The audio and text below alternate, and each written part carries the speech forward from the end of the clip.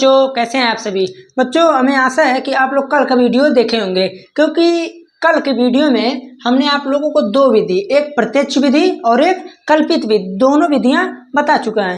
देखिए आप लोग ध्यान दीजिएगा, जैसे जो कल्पित विधि है, मैं थोड़ा सा मिस्टेक ये कर दिया था। कल्पित विधि को एक नाम से और जानते हैं। जो कल्पित विधि है उसे हम बोलते हैं, कल्पित विधि को लघु विधि, लघु विधि, छोटी विधि और एक और बोलते हैं विचलन विधि। तो दरअसल ये बुक में नहीं दिया था, जहाँ पर मैं पढ़ रहा था 10th में, वहाँ पर मेरे सर बताए थे। तो कल जब मैं लेक्चर ख़त्म कर दिया तो उसके बाद याद आया, तो मैं उसमें सोचा जोड़ना बेहतर नहीं है, इसलिए कल्पित विधि को तो मैंने सोचा बाद में बता देते हैं। कल्पित विधि को लघु विधि, छोटी विधि, विचलन विधि, ठीक है, एक किसी भी प्रकार बोलता है तो आप यही विधि लगाएंगे। एक चीज़ और, तीनों विधियों में से सबसे आसान विधि अगर देखा जाए तो यही कल्पित विधि है। उससे आसान ये है, बट एक लाइन बढ़ जाता है, एक लाइन बढ़ जाता है। अब फोकट का एक लाइन बढ़ जाए तो किसी को मंजूर थोड़ी ना है, वो तो भाई एक बुक में दिया तो हमको बताना पड़ेगा। चलिए ठीक है, आप सबको पता होगा कि इसमें भी वर्ग दिया रहेगा, क्योंकि हम जो पढ़ रहे हैं ये चीज़, अगर कोई अभी पहला लेक्चर देख रहा है, यानी पहला दिन आ रहा है इस चैनल पर, तो पहले तो हमें ये कहेंगे चैनल को सब्सक्राइब कर लीजिए।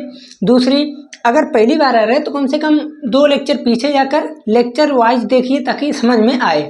अब नहीं तो डायरेक्ट आएंगे पग विचलन विधि कहेंगे ये सब क्या है। तो मैं ये बता देना चाहता हूँ कि हम लोग जब वर्गीकृत आंकड़े से निकाल रहे थे माध्य, तो माध्य निकालने का 3 तरीका था, एक प्रत्यक्ष विधि और एक कल्पित विधि और तीसरा है आप लोगों का पग विचलन विधि। तो देखिए पग विचलन विधि में वर्ग और बारंबारता ये 2 दिया रहेगा, ठीक है। वर्ग मैं लेता हूँ 0 से, 0 से मैं कितना ले लूँ, 10 लेता हूँ। चलिए 10 से 20, 20 से 30, 30 से 40, 40 से 50 और बारंबारता ले लेता हूँ 4, 6, 8, 10, 12। सिग्मा एफ है, यहाँ पर एन का मान आ जाएगा 40। ये तो दिया रहेगा, सब कुछ इतना दिया रहेगा, आप सभी को पता होगा। इसे बोलते हैं एफ और इसे बोलते हैं, अब आगे निकालेंगे मध्यमान, और मध्यमान को मैं ज़्यादा ना लिखूंगा, x1 बोलते हैं, ठीक है, x1 लिख देते हैं। अब उसके बाद आप लोगों को पता होगा कि x1 निकालने का तरीका क्या है, दोनों को जोड़कर आधा, या तो जोड़कर आधा, ये कॉमन चीज है। इस समांतर तथा असमांतर दोनों माध्यों के लिए दोनों को जोड़कर आइडिया लगाने से तुरंत सॉल्व हो जाएगा, ठीक है। और जो मैं ट्रिक बता रहा हूँ वो लगेगा सिर्फ किसके लिए, समांतर के लिए। ट्रिक क्या है, दोनों का डिफरेंस आधा, दोनों का डिफरेंस आधा, 20 10 का डिफरेंस 10, 10 का आधा 5, 5 को इसी पूरे लाइन L1 में जोड़ते चले जाइए। अब कुछ लोग ये कहेंगे L1 क्या है, तो भैया मैं बता देता हूँ L1 L2। अभी मत कहिएगा ये नीचे है तो L3 बोल देना, ये भी L1 L2, L1 L2, L1 L2, L1 L2, okay. इसे बोलते हैं निम्न सीमा, इसे बोलते हैं अपर सीमा, लोअर लिमिट, आधा हिंदी आधा इंग्लिश बोल दिए, लोअर लिमिट अपर लिमिट, उच्च सीमा निम्न सीमा, ठीक है, ये निम्न और ये उच्च। तो यहाँ से आ जाएगा 5, 15, 25, 35, 45। हमें बताने की आवश्यकता है नहीं, 10 का डिफरेंस लेंगे 10 ही आएगा, आधा करेंगे 5, 5 जोड़ते हुए चले आए, ठीक है। उसके बाद एक और निकलता है विचलन। अब कल का देखे होंगे तो पूरा मैं लिखा हूँ वहाँ पर। विचलन को बोलते हैं यहाँ डी, डी का फार्मूला क्या था, x माइनस ए। चूंकि अब चलिए x लेकर चलते हैं, नहीं तो कुछ लोग और कंफ्यूजन में आ जाएंगे, ठीक है, x माइनस ए। अब उसके बाद आप कहेंगे ऐसा है, ये चीज तो हमें समझ में आ गया, x माइनस ए। अब उसके बाद ए क्या है, तो ए आप लोग एकदम फ्री हैं, ए आप लोग एकदम फ्री है, कुछ भी ले सकते हैं।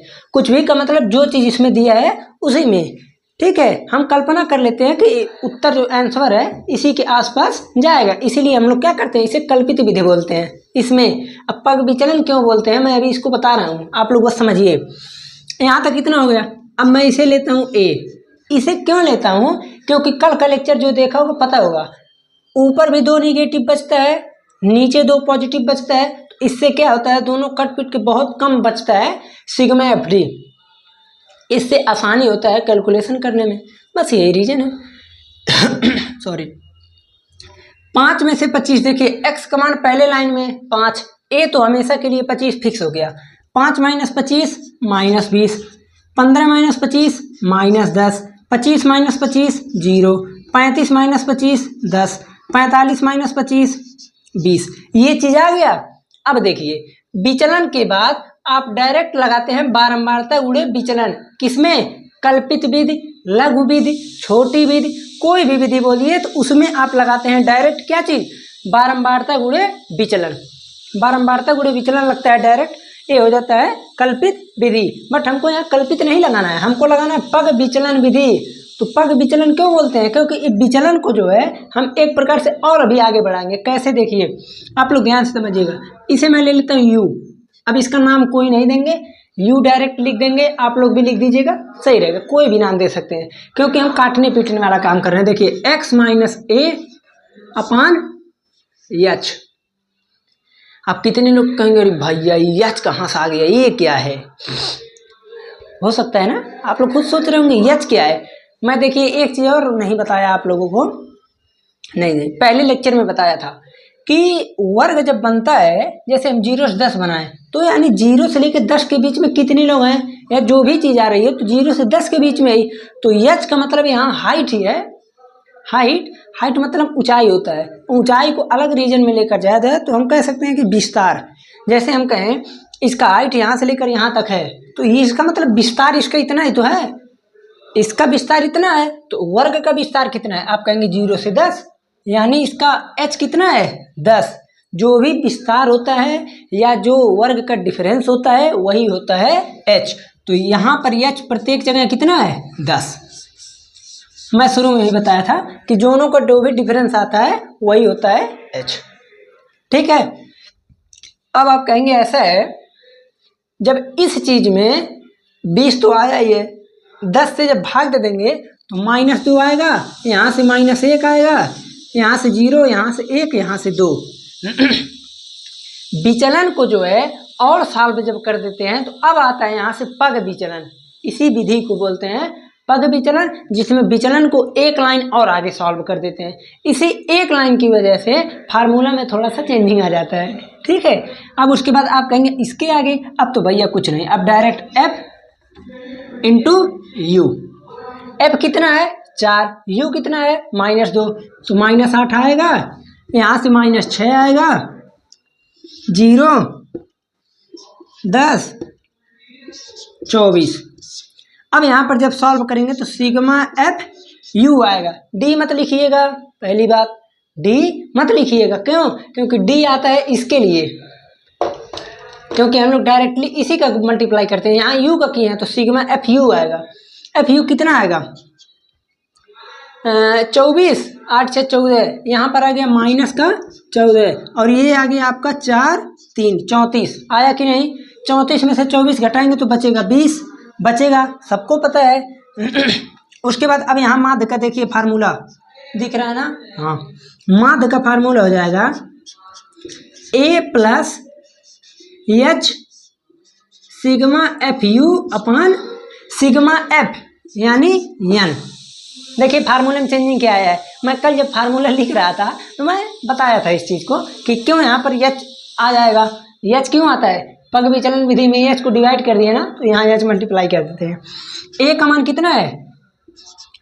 25 प्लस h का मान 10 into sigma F you 20, n का मान 40।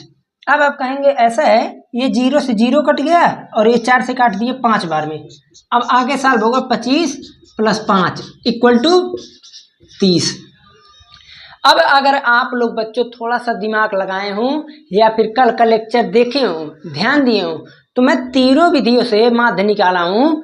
तीनों विधि से प्रत्यक्ष, लघु कल्पित, छोटी विचलन, किसी भी विधि से दिख रहा है ना, यहाँ दिख रहा है, और इससे पग विचलन विधि से। तो आप लोग देखे होंगे कि माध्य सेम आ रहा है, माध्य सेम आ रहा है। ठीक है। तो यहाँ से आप लोग एक चीज कह सकते हैं कि तीनों विधि से निकालते हैं तो माध्य सेम आता है। जैसे कि इसका एक अलग एग्जाम्पल मैं जैसे आप लोगों को दे दूँ, थोड़ा सा कॉमन लाइफ का एग्जाम्पल। मान लीजिए आपको स्कूल पर जाना है। कहाँ जाना है? स्कूल पर। और कुछ बच्चे क्या करेंगे, घूम घुमा कर आएंगे पीछे के रास्ते से। स्कूल में होता है ना गेट, 2 गेट होता है अधिकतम जगह, एक उल्टा एक सीधे से, पीछे आगे सबसे रहता है। तो कुछ लोग आगे से जाएंगे, कुछ लोग पीछे से आएंगे, पहुंचेंगे तो स्कूल पर ही। ये आप ही लोगों से बता रहे रिलेटेड, मेरे स्कूल पर भी वहाँ पर ऐसे ही है कुछ, ठीक है। तो पहुँचेंगे आप उसी प्रकार से। इसी प्रकार जो है माध्य में आप कोई भी तरीका अपनाइए, पहुँचेंगे तो ही माध्य पर है, ठीक है ना। तो आप लोग अब माध्य जो है बुक का 1 सेकेंड हमको दीजिएगा, देख लें बुक में कितने प्रश्न दिए हैं। ऐसा है भाई, अब इसमें हम एक आध एग्जाम्पल, एक आध 2 बता देंगे, लेकिन हमको तो बताना पूरा पड़ेगा। ऐसा है 13.1 में 9 प्रश्न दिया है। 9 प्रश्न को अगर मैं सॉल्व कराऊंगा तो मान के चलिए मेरे में 2 प्रश्न मैं ज़्यादा से ज़्यादा करा सकता हूँ एक लेक्चर में। एक लेक्चर में 2 प्रश्न, क्योंकि 2 प्रश्न ऐसे बनाएंगे फिर मिटाएंगे कराएंगे तो टाइम ज़्यादा लगेगा। आप लोगों को एक चीज़ करना है, आप लोगों को सपोर्ट ज़्यादा से ज़्यादा करना है, ताकि जो है आप लोग जितना जल्दी चाहेंगे उतना जल्दी हो जाएगा, ठीक है। उसके बाद हम आ जाएंगे बहुलक पे, उसके बाद आ जाएंगे माध्यिका पे। एक बार मैं फिर बता देना चाहता हूँ, ये चीज़ जो हम लोग पढ़ रहे हैं, ये पढ़ रहे हैं वर्गीकृत आंकड़े के लिए। अभी अवर्गीकृत और यथाप्राप्त आंकड़े बचा है। यथाप्राप्त आंकड़े और अवर्गीकृत के लिए माध्य, माध्यिका, बहुलक तीनों का एक अलग मैं सेपरेट वीडियो लाऊंगा, जिसमें एकदम बाकायदे का आप लोगों का बताया जाएगा। वो क्लास 9th का है, बट आप लोगों को MCQ में आ सकता है, ठीक है। अभी टाइम तो खैर बढ़िया हुआ है, छोटा वीडियो है, केवल पग विचलन नहीं इसमें बताए हैं। अब हम मिलेंगे अगले लेक्चर में प्रश्नावली के प्रश्नों के साथ, कुछ उदाहरण भी बता देंगे, ठीक है। अब हम चलते हैं। चैनल पर पहली बार आए तो सब्सक्राइब करना आप लोगों का हक बनता है। सब्सक्राइब कीजिए, दबा के खुद शेयर कीजिए, ताकि बच्चे बढ़ेंगे तो पढ़ाई लिखाई में मज़ा आएगा।